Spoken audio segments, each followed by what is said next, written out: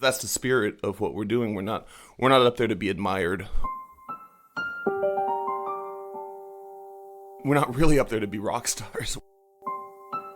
We're up there to give something and to serve people and to serve needs and to serve music, to serve art.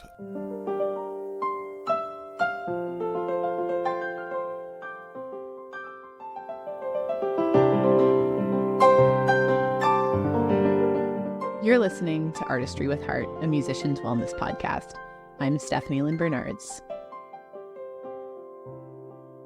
On today's episode, we're chatting with Ben Landsverk. Ben is a composer, arranger, and multi-instrumentalist based in Portland, Oregon, whose work focuses on social change through music. He's the other half of the duo Wonderly, who are best known for composing the theme song for the New York Times The Daily. Among their other work is Cheryl Strayed's Dear Sugar Radio, a number of indie film scores and soundtracks, including James Westby's At the Video Store and John Garcia's Loose, and 2 studio albums, We Are and Story We Tell. Ben has worked with musical luminaries such as Father John Misty, Pink Martini, Storm Large, Smokey Robinson, Van Dyke Parks, just to name a few. He's been hailed as a prominent Portland composer by Bloomberg Magazine and has been described as a unique musical talent by Willamette Weekly. Ben, it's such an honor to have you on the show. It is a pleasure and an honor to be here. Thank you so much for having me. You're such a multi-talented musician. Thank Every you. time I hear you perform or play music with you, I honestly learn something new. Oh, thank you. Thank you so much. It's true. And I'm honestly in awe of how many instruments you play with so much competency and innovation and musicality on top of being an awesome vocalist. Well, so thank you very much. It's always a joy to be with you. Gosh, thank you. Thank you. You too. Ben, being the multi-instrumentalist that you are, can you start off by enumerating which instruments you play and which, I'm curious, came first? Okay, so I usually start off by saying that I play things with strings. So I play violin, viola, cello, double bass. Basically anything where you have a string and you move, you shorten it with your left hand and you play it with either a pick or a bow in your right hand. I can do that. So I play guitar, I play banjo, mandolin, bouzouki. I've played sitar a couple of times. No, I'm not good at. I'm not good at that one though. Yeah. I'm gonna edit myself and say that I have played a sitar. No, but I would not. But the other ones I actually do gig on and record on, and then I also play keyboard instruments. I play piano. Like all sorts of keyboards. I played harpsichord. I was a church musician for a long time, so I got okay at the pipe organ. I've recorded drums before. Nobody should ever hire me as a drummer unless they want like the same thing over and over. I'm pretty good at keeping a steady groove, but my options are limited. So, well, I'm still impressed. So, tell us the story of how you started out. I started out on violin. I started out with the Suzuki method, which is actually kind of where much of my philosophy and ethos and drive to do the kind of music that I do came from. But I started when I was about 3 years old. Wow, you were 3? I was 3. I started really early, and I think that was, really key in developing the neural connections to be able to do the bowing thing with the right hand and the fingering thing with the left hand, and not really think much about it. I had a lot of nuns that I took violin with at Marylhurst College, Sister Jeanette and Sister Helen and Sister Chris, who pounded good technique into me, nun style. They were awesome. So is it mostly violin for a while? It was violin up until about 7 or 8 years old, which is when I started playing piano. I'd kind of tooled around on it, by ear, because my folks had a piano, and then they put me in lessons when I was about 8. And at 13, something interesting happened. I did like a 180 musically. I stopped playing violin and started playing viola, and I stopped playing piano and started playing the bass. It was interesting because it was kind of like I felt like I was on this one track for a long time as a kid, and then all of a sudden it was just like, you're going to do this instead.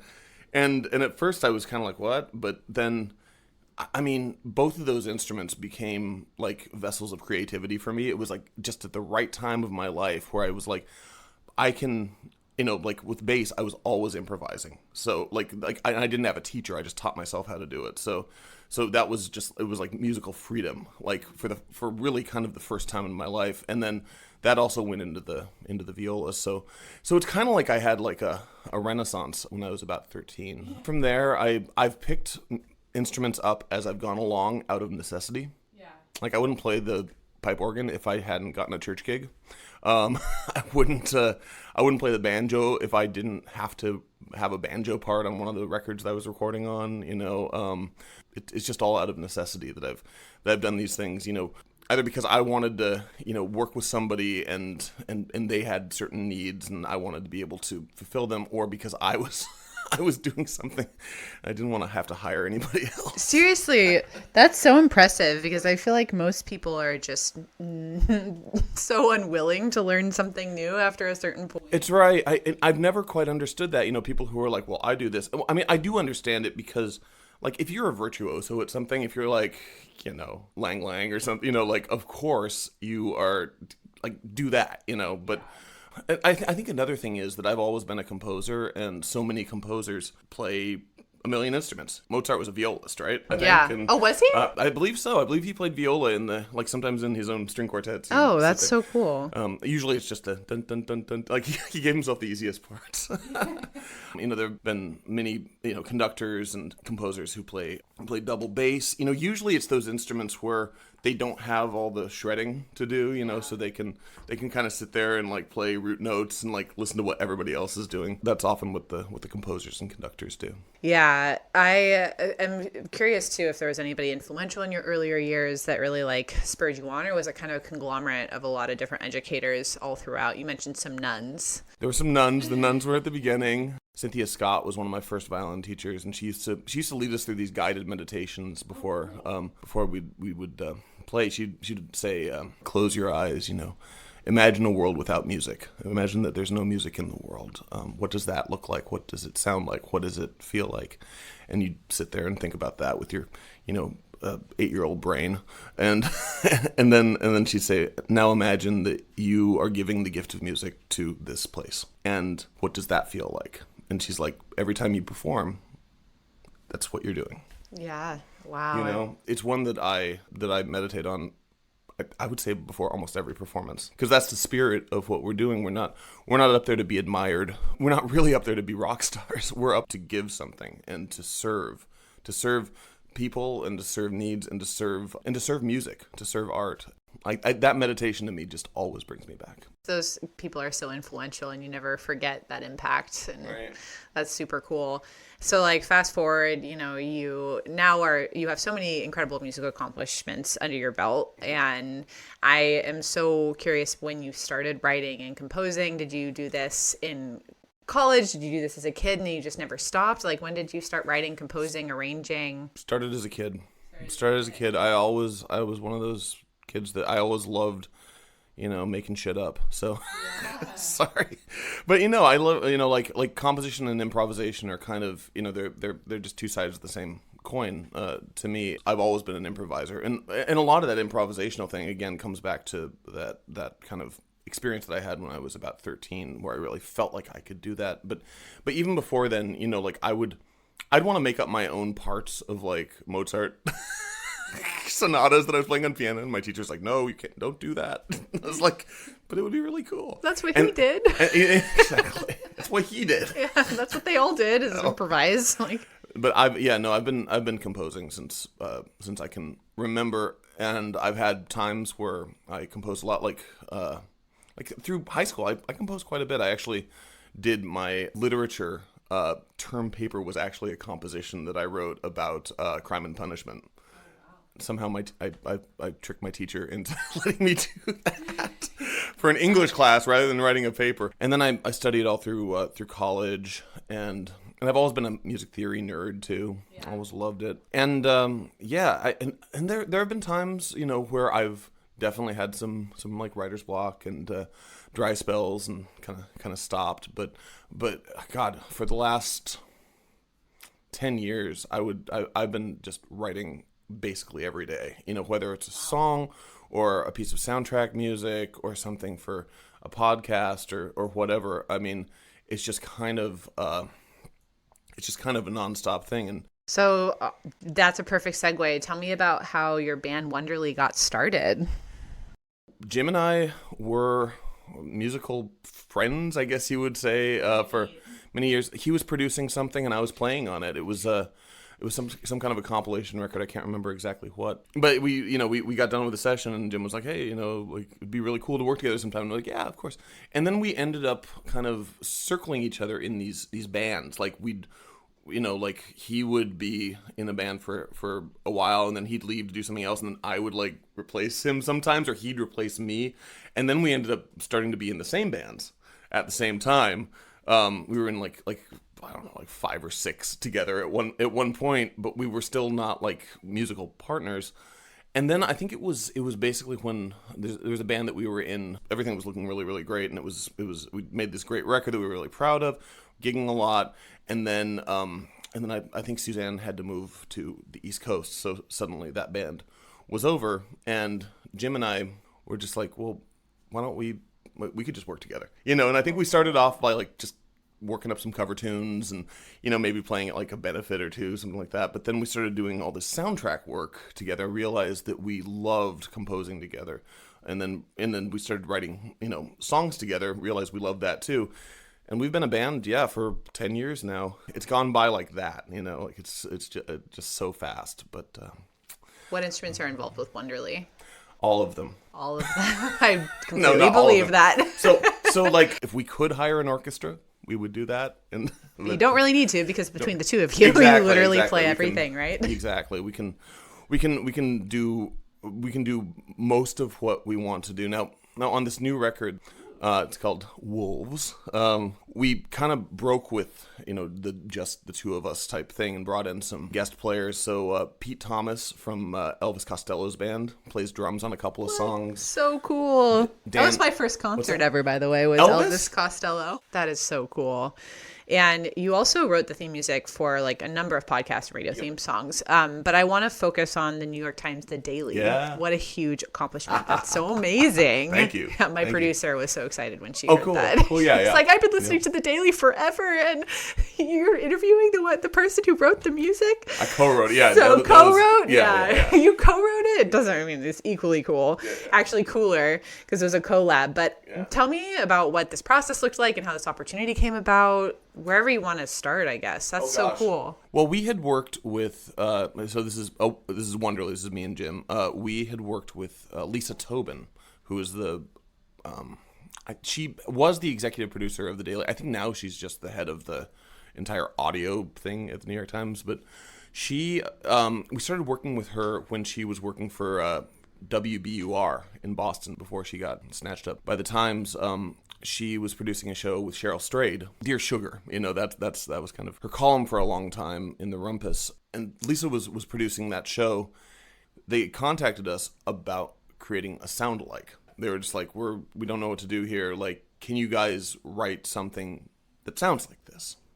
So we did. We just wrote that song called Oh Dear Someone. Oh dear someone, won't you please share some bittersweetness, which ended up becoming the theme for Dear Sugars. So that was the first work I think that we had done for Lisa. Then she had us work on another Times podcast called The Run Up, and then she called us in I think December of 2016. It was like right after Trump got elected. That whole thing, and somehow we're making a podcast kind of about this, like they're like the whole thing was like, this moment deserves an explanation. So and I guess we were the guys to call. So they at first were like, well, we want something that sounds like this other piece of music that we had done. It was this kind of jaggedy, skronky like guitar thing. It almost sounded like an Elvis Costello thing in a way. And so we were working on it, sending it back and forth.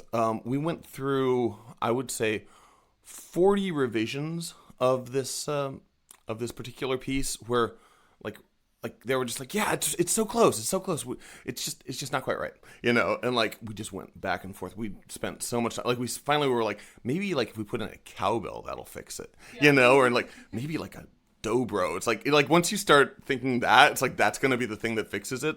It's probably not going to be the thing that fixes it. But it's so classic. Everybody needs more cowbell. I think we gave them one that had all the things in it, and they were still like, it's not quite right. So then a producer that was working for them sent us a bunch of Cliff Martinez music and was like, maybe you should try this as a direction. So we were like, okay, well, let's give them another option that has these bloopity bloopity bloops, like a little arpeggiated dooba dooba doo doo doo doo, and like a strong viola line, and kind of has that almost dystopian Westworld feel. That's what Michael Barbaro kept saying he wanted. He wanted this Westworld thing, and we were like, what do you mean? Like, but then, so we did that, and we spent probably an hour making the demo for that thing. After we'd spent like 40 hours on this other thing, send it to them, and they're like, it's perfect. We were just like, oh shit. Damn it. So then we we cleaned it up and did some revisions and stuff, but it was like, it's like that 80-20 rule, like it was definitely that. But sometimes it's like you have to kind of work on the wrong thing for a while, or the thing that will lead you to the other thing, That was just a really great lesson for me, is that like sometimes when it seems completely like you're lost and hopeless, like just try something else. Yeah. Try something else. It might be exactly the right thing, and it was kind of amazing, like because when we'd done it, I remember we were like, should we even send this to them? We're like, it's too sad sounding. But then, of course, the rest is history. So.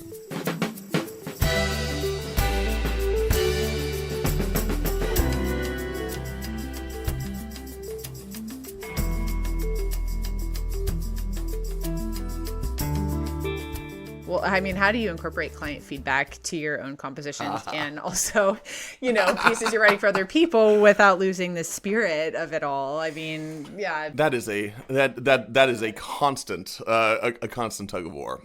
I would say that the most successful projects that we work on with clients is one where there's like a strong producer on the end of the client side, and it's not like done by committee where we're having to kind of please a lot of different chefs in the kitchen. Like if there's one person who can consolidate all of the things and say, okay, this is what we're going to do. Like there's one that we did recently for, I think, USA Today. It was this producer who was just like, we want this, we want this, we want this, and like, here's some types of music that we want, some sound examples. And we sent her back like one thing, and she's like, that's it. Wow. And it's like, yeah, okay, great, done. Like no notes. Yeah.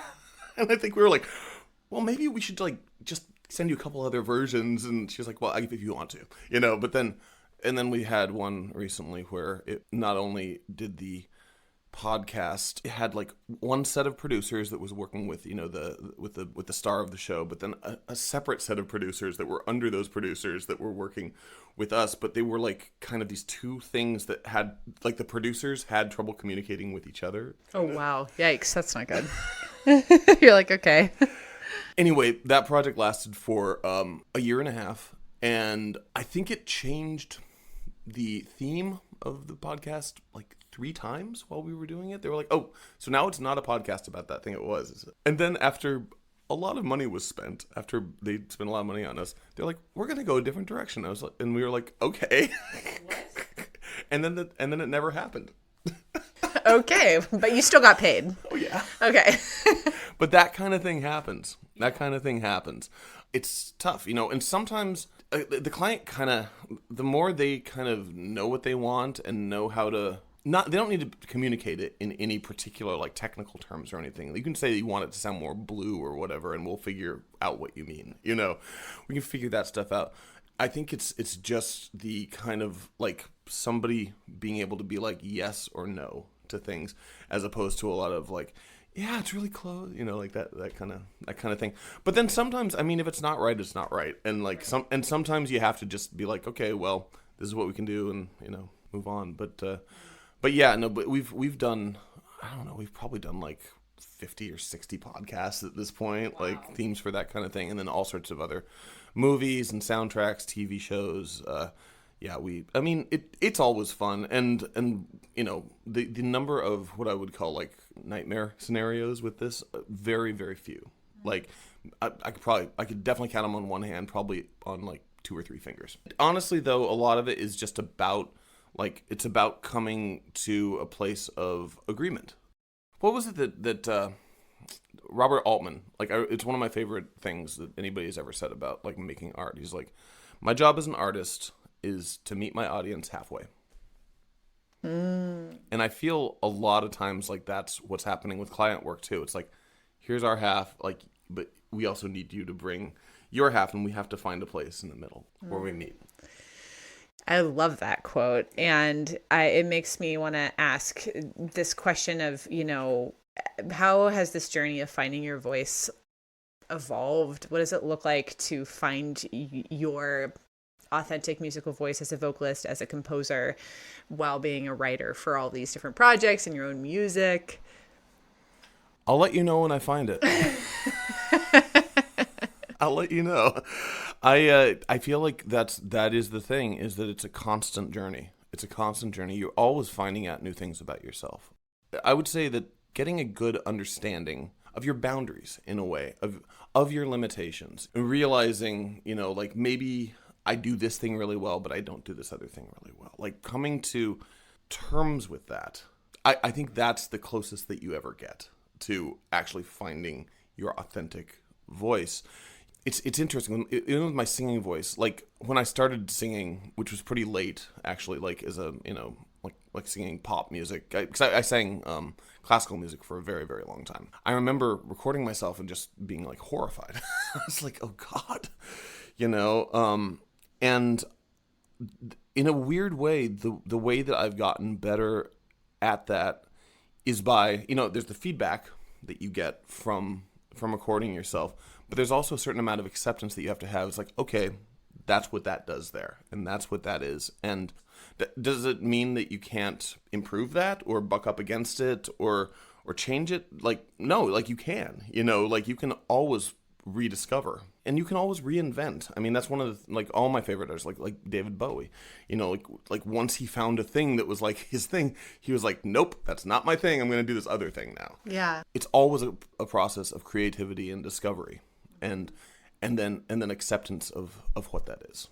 Absolutely. And adapting it too. And I think maybe sometimes we go in thinking that we're meant to elicit a specific result from the thing that we're trying to do, like singing, for instance, or, performing a classical piece from memory. And we have this one idea, like this is what good is, and this is what not good is. And so if I don't fit like this niche idea of what like I was taught is good, then I really shouldn't be doing it at all. And it's, I think that's like why there's so much space to adapt and to accept where you're at, but also to be cool with it and feel like, hey, maybe there's a different flavor I can add to the classical world that may not be note perfect, or a different flavor to the vocal world that may not be like operatic or, Aretha Franklin-esque, but still like uniquely me.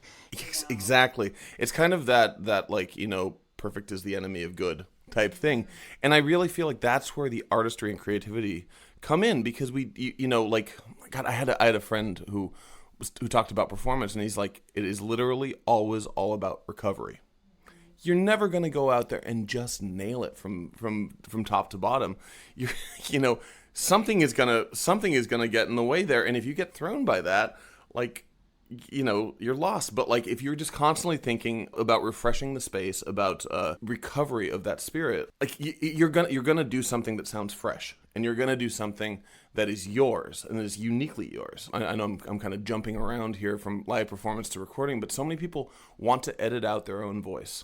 They want to edit things I hate auto-tune. Insane, unless you use it like as a tool. Like I love it on Share. Like, when you believe in, Such a banger. Oh, it's so great. But it's like an instrument on that, and like T-Pain like uses it as an instrument, but like to use it to like correct minor imperfections in your voice, like you're taking the you out of you, and you're taking the humanity out of it. And like, people, when they listen to music, I think want to hear humanity. I don't think they want to hear AI. Word. Yeah, I love that. I want to circle back to this idea that I said in the beginning when I was introducing you about how you're an advocate for social change through music. And I'm really curious what this means to you. And maybe it's related to what you just said. It's all kind of interrelated. I'll preface it by saying that, like, I absolutely believe in art for art's sake. Music does not necessarily have to do anything. However, I think it's also one of the great technologies for social change. And I really do feel like it is a technology. It's like an ancient technology that we neglect. When we sing together, we actually change the space that we're in. Think about that. We change the air. We change the energy. Like, people start singing. It's somehow, it's an immediate effect for the people in the space and the people who are observing. Like, what else does that? When we sing together, our heartbeats synchronize. Did you know that? No, they can. That's they can. So Yeah, cool. Absolutely. Suddenly, it's like this shared humanity that we can all feel. We can feel it in the moment, in the space, and like, I just don't. There's not much out there that's like that, and it's innate to us. It's innate. Not even just to us, to birds, to animals, to everything. It's like such a part of nature, and I think music, like, used in not just for group singing, but like it in so many ways can be a healing agent. It can bring people together. The multitude of ways that music can help communities and individuals. It's just amazing that we don't make it. That everyone doesn't make it a part of their everyday lives, and I think it's an absolute sin that public schools have cut it down so much and are depriving young people of the opportunity to do that, because it really. It'll. STEM, of course, is important, but but having it's not all there is, and having like kind of a container of art, because like with music, with composition, you're taking everything. You're taking history, and you're taking writing, and you're taking math, and you're taking science. You're taking all the things and putting them into something that you can feel. It's everything, and the fact that people are just like, oh yeah, no, we don't need that. It's like, no, yeah, you really do. You really do. We all do. So yeah, the way that I use music as a tool in my life is towards bringing communities together. And you do that so well. Oh, thank you very much. Yeah, you've been directing different choirs for like over 20 years, right? Yeah. And many of them serve so many different purposes. Yep. And I would love to hear you expand on as many or as the most meaningful choirs. I have been a part of one of them, and I love it. Low Bar Chorale. Low Bar Chorale, yes, it's yes. incredible. Yeah. And I love the way that you just have this ability to get people of all different levels and voice types to get out there and sing their heart out. Like, that's so rad. Tell me about your inspiration behind Low Bar. And I also know you're the founder of Voices Unlimited as well, co-founder. So I would really love to hear about those two choirs, or anything you want to share. I'll preface it with, I've been singing in choirs since I could sing. I was about 7 years old.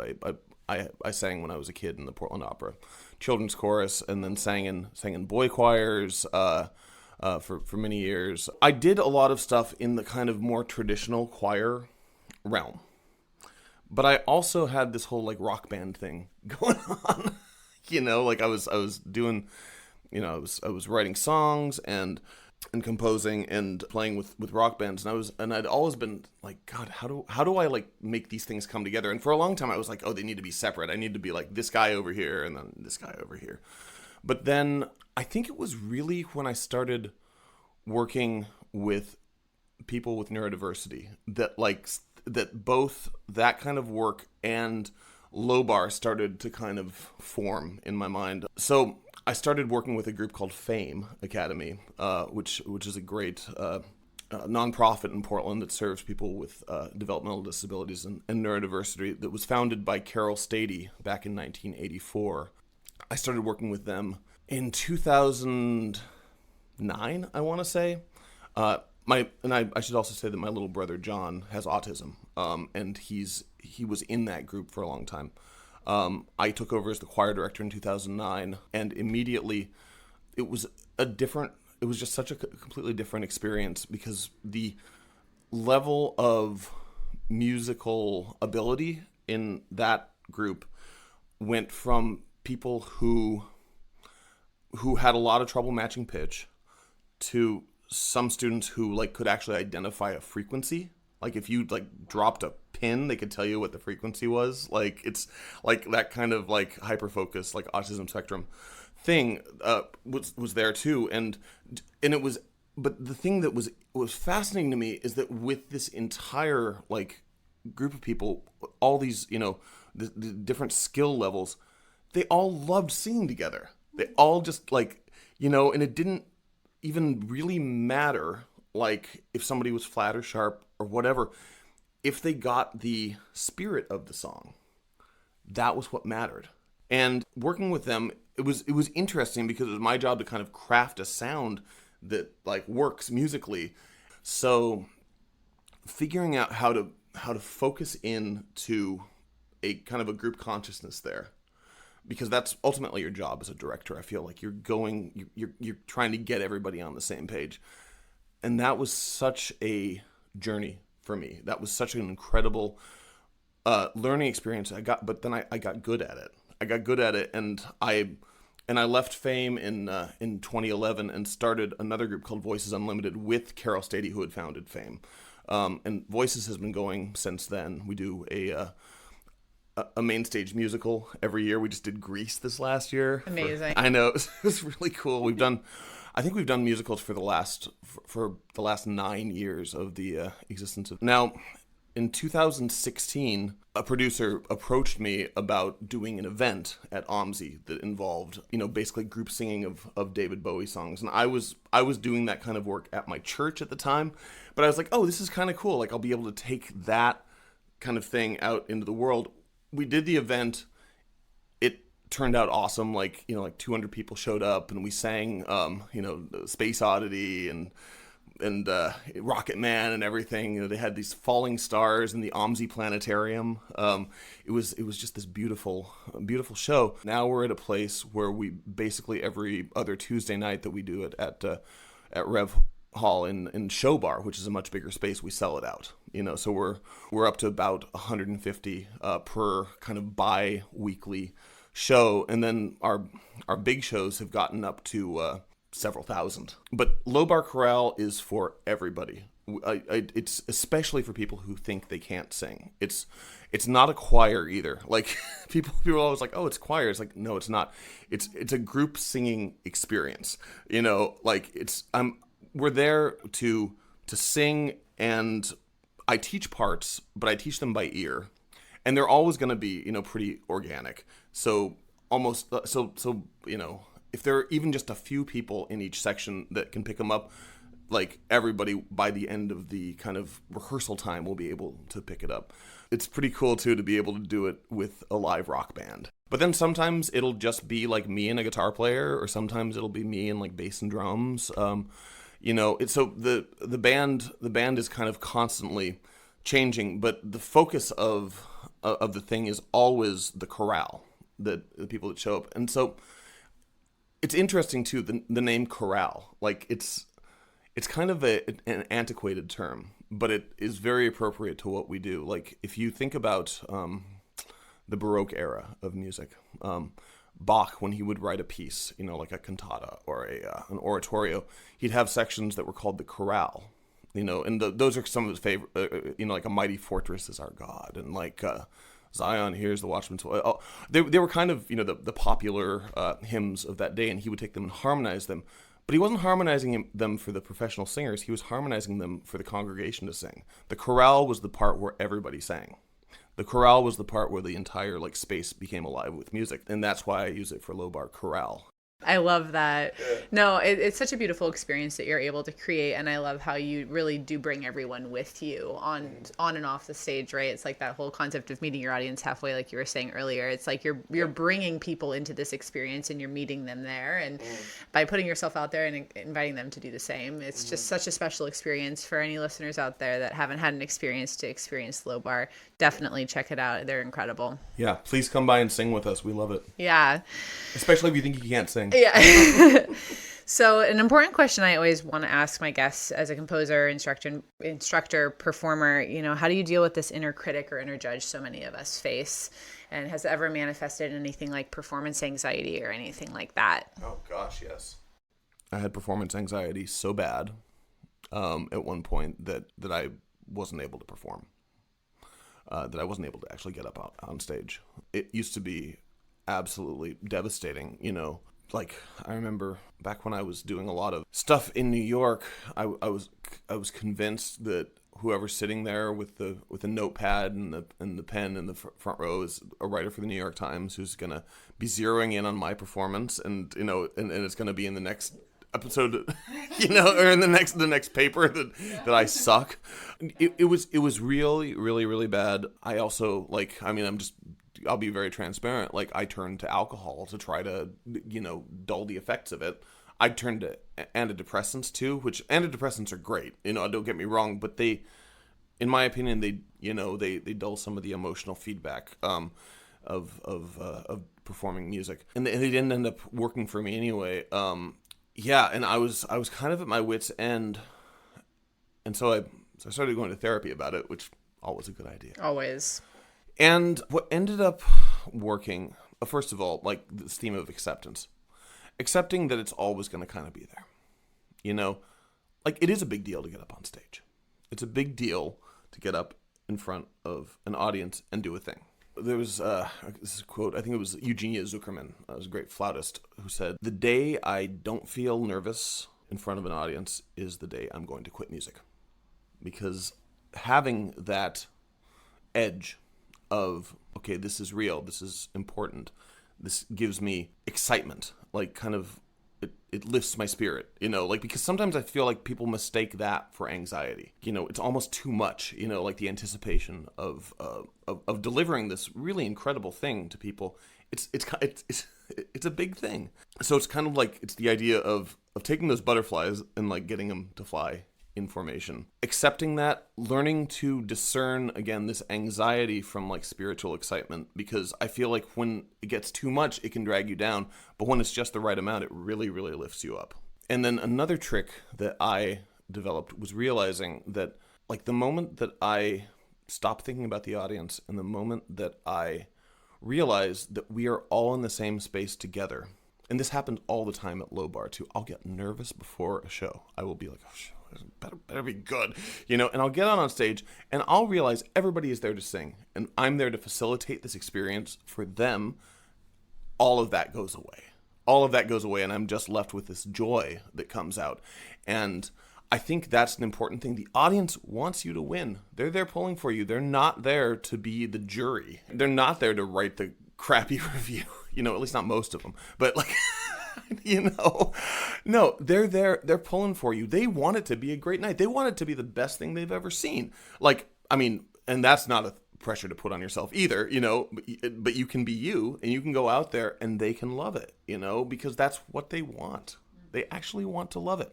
I love hearing that. Thank you for sharing so honestly, because I have always struggled with performance anxiety myself, and I've tried a lot of different tactics, and some days it just gets the best of me, and other days I feel like I can wrangle with it. But I think just hearing just the different strategies that you've used, I mean, I need everything in my arsenal, all the time. And yeah. I think like thinking about how to channel that combination of fuck it, but also letting this excitement inside of you still be present, like, and sussing out like what's anxiety versus excitement and how do you move through it. And also, I mean, getting in front of people is very stimulating. So like, we don't need to pretend it's not, but it doesn't need to stop you.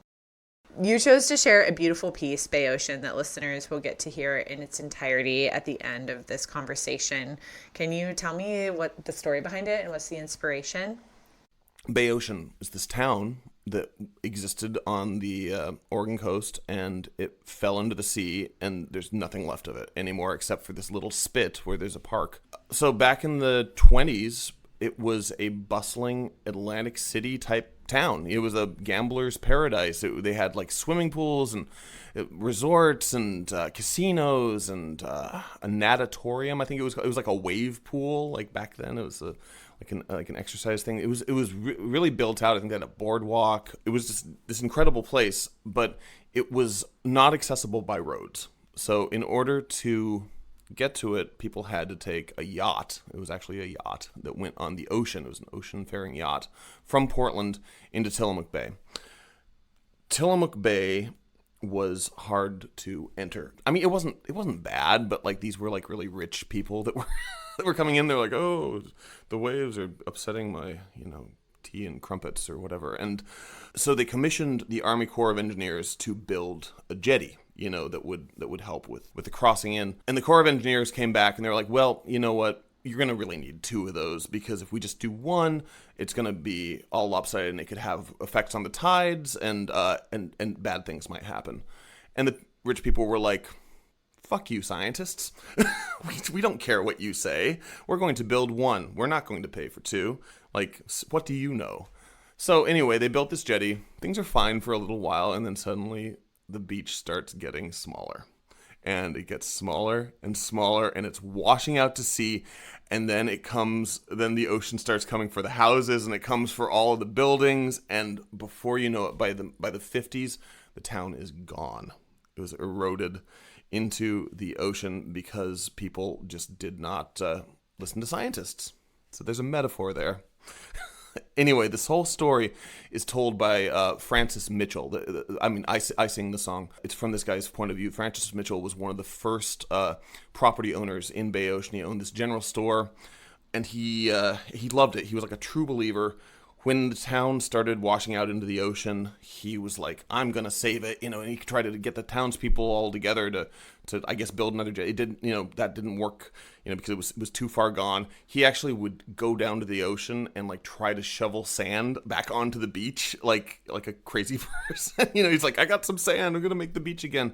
Of course, that didn't work.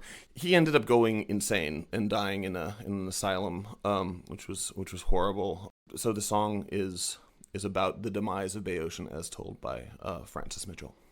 Wow, that's beautiful. I have a very special place in my heart for Bay Ocean. I think it's really special to hear like the story, and I feel really bad for the person who dug his heart out, literally, like trying to save it. But at the same time, being in resistance of what's meant to be, like Mother Nature is going to win. Exactly. And Mother Nature's going to win. Listen, yeah. That's a big deal, Yes. and Mother Nature will win. So I feel really badly for, what was his name? Francis Mitchell. And I also see the giant lesson here that, like, what is meant to be will be, and to not be in resistance of it, and to not try to force solutions. Yeah. It's such a beautiful place, but it's beautiful because of nature. It's beautiful because of what is meant to be there. Exactly. And not because of what is man-made and built for like rich people to eat their come and enjoy like crumpets in a nice cruise ship and say goodbye. It's about appreciating what nature has done that we get to appreciate, and so I cannot wait for listeners to hear this song. It's gorgeous, and it really tells the complexity of the story, but I also think that it's really special to know that this place, this Bay Ocean, it's thriving now, that it lost what it didn't need and recovered what it was. Exactly. It is beautiful. It's funny, I've never been on the Spit, but I was down in that area a few years ago, and I found it to be, like, I composed some music while I was down there. I found it to be just magical. I cannot wait for people to hear this song. It is so beautiful and special. Before we wrap it up, is there any negative inspiration or wisdom you can give to musicians out there that want to embrace their authentic musical voice, whatever that sounds like? Don't stop trying. Don't give up. Don't give up the search. Keep looking for it. It's there, and it'll come out the more you exercise that and the more you play. That's another thing is that sometimes I think we want to be good so much that we forget to play. But play is the thing that makes us creative, and it makes us authentic. When we bypass our thinking, like when we just get into that place of like, oh, anything could happen. That's oftentimes like it's not even like trying to find your authentic voice. A lot of times it'll just come out. You may not even know it when it's coming out, but other people will. So just being open to it, I guess. Just like music itself, it's a lifelong journey and a lifelong pursuit, and just keep at it. Well, thank you. I will put that in my pipe and smoke it. Yay! Put that in your pipe and smoke it. That will definitely get cut out. Okay. I love it. Thank you for that, Ben. That was a really wonderful reminder. You got it. And how can people best get in touch with you? I have benlandsverk.com. Yep, benlandsverk.com is me. That's my personal page. And lowbarchorale.com is Lowbar Chorale. And then wonderlymusic.com is Wonderly. Voicesunlimited.net is Voices Unlimited. Listeners out there, for sure, take a look and learn more about all these amazing projects that Ben is a part of. Thank you, Ben, for joining me on Artistry with Heart and for sharing your wisdom with the world. Oh, thank you. It's been such a pleasure thank you. chat with you. It's been an honor and really a privilege. And thank you for having me on. Well, we hope you'll stay tuned for future episodes like this one, listeners out there. If you heard something that resonated with you or that you want more of, make sure to get in touch with Ben or get in touch with me, stephaniebernards.org/inspiration. And here you can go deeper with some of the questions that we talked about today. And hopefully you can go a little deeper with your own personal artistry, because I hope that's why you're here today. Well, that's all for now. Until next time, be you and stay inspired. And now the full version of Bay Ocean.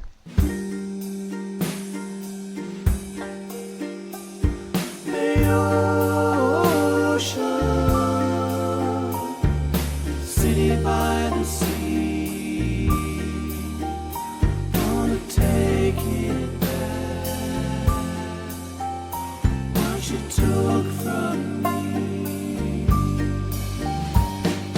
I came out in 1908 to buy a piece of paradise and open up a general store. They had a fancy yacht to bring the people down from Portland until the roads came to the shore. The ocean, city by the sea, gonna take it back, what you took from me. Built one jetty to the north to make the journey safe. Said we needed two, but the price was too steep. The Army Corps of Engineers warned us it would change the tides. Could have saved our town, but we were just too cheap. The last house fell in that great storm swell. It took the post office, the dance hall, what was left of the hotel. And then in 53, it took your health as well. I watched my paradise turn to hell. If I could stay, oh, if I could stay, I'd move heaven and earth before it all gets swept away. This is my home, here's where I belong, and I'll be damned if I can make it right before it all goes wrong. Now I'm out here every day with my wheelbarrow and spade, building back my dream that washed away. Sand, earth, and till will bend to my will. The ocean is a beast that I can tame. The ocean, I remember gonna take it back, make it great again. The ocean, city by the sea, gonna take it back, what you took from me.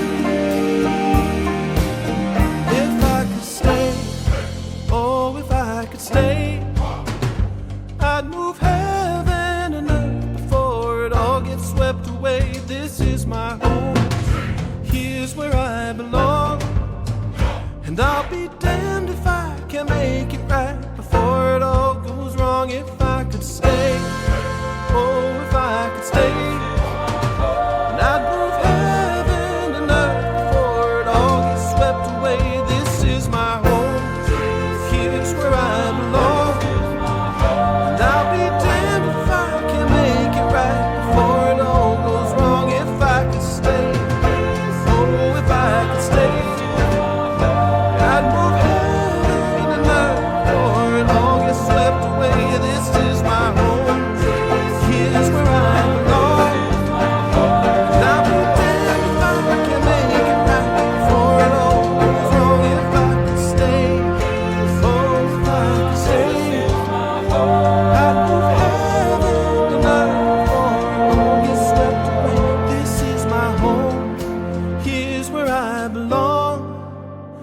And I'll be damned if I can make it right before it all